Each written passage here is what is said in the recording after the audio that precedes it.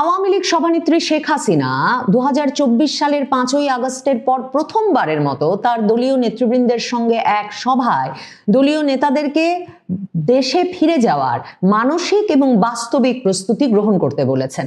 শেখ হাসিনা এই সভায় এতটা আত্মবিশ্বাসের সঙ্গে দেশে ফিরে রাজনৈতিক কর্মকাণ্ডে সক্রিয় হওয়ার পরামর্শ দিয়েছেন তার দলের শীর্ষ নেতৃবৃন্দকে যে আওয়ামী লীগের শীর্ষ নেতাদের অনেকেই মনে করছেন যে শেখ হাসিনার কাছে নিশ্চয়ই কোনো গুরুত্বপূর্ণ পক্ষ থেকে সুস্পষ্ট এই ইঙ্গিত এসেছে যে বাংলাদেশের রাজনীতিতে আওয়ামী লীগের জন্য যথাযথ পরিসর সৃষ্টি করা হবে এবং সেটা খুব শিগগিরই হবে।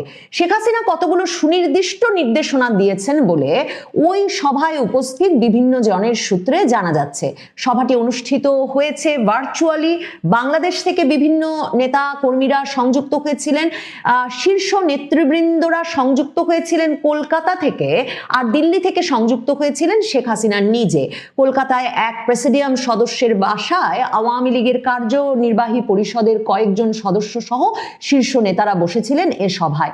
শেখ হাসিনা সেখানে সরাসরি নির্দেশনা দেন যে একদিকে যেমন দেশে যে নেতাকর্মীরা আছেন তাদেরকে সক্রিয় করে তুলতে হবে, যাতে সামনেই যে স্থানীয় সরকার নির্বাচন আসছে সে নির্বাচনে আওয়ামী লীগের তরফে তারা অংশ নিতে প্রস্তুত থাকেন।